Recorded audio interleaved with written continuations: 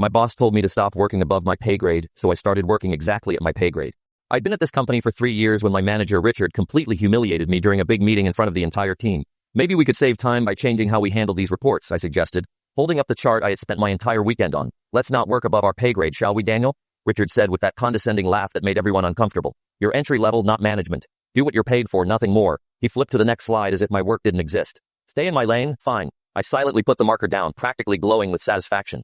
The next morning, Sarah from accounting rushed to my desk. Daniel, can you fix the spreadsheet real quick? You always know how to handle these things. I kept typing without looking up. Sorry, that's above my pay grade. Tech support handles that. But you've always helped me, she protested. Richard made it clear yesterday that I need to stay in my lane, call them. Her face twisted in disbelief. That afternoon, Richard himself showed up with his laptop looking stressed. I need you to polish these slides for tomorrow's big presentation. That's design work, I said calmly, above my pay grade.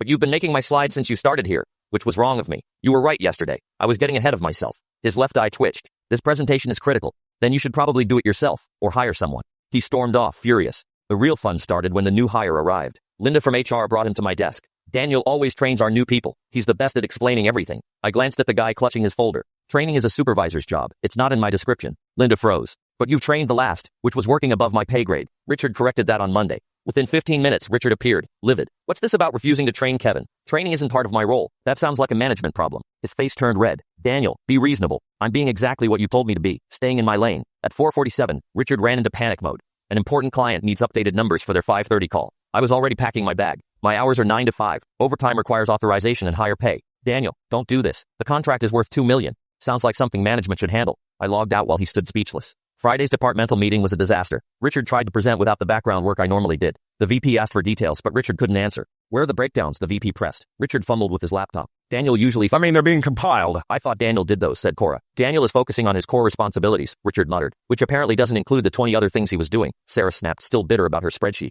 By the second week, everything was falling apart. The printer was broken because I stopped fixing it. Reports were full of errors because I stopped reviewing them. Clients complained of delays because I stopped covering for others. Monday morning, Richard called me into his office with HR present. We need to discuss your recent performance. My performance has been exactly at my pay grade, I replied. He's being deliberately difficult. Richard exploded. I'm doing exactly what he told me to do. The HR rep shifted uncomfortably. Daniel, we value team players here. Team players who work above their pay grade without compensation? I asked. A deadly silence filled the room. I'll happily do everything again, tomorrow, at the appropriate rate. Richard's face turned purple. That's a 40% raise. That's the difference between my salary and the work I was doing. This is extortion, he snapped. No, this is market value. The HR rep cleared her throat. Richard, if Daniel was performing duties above his level. Richard glared at both of us before finally agreeing.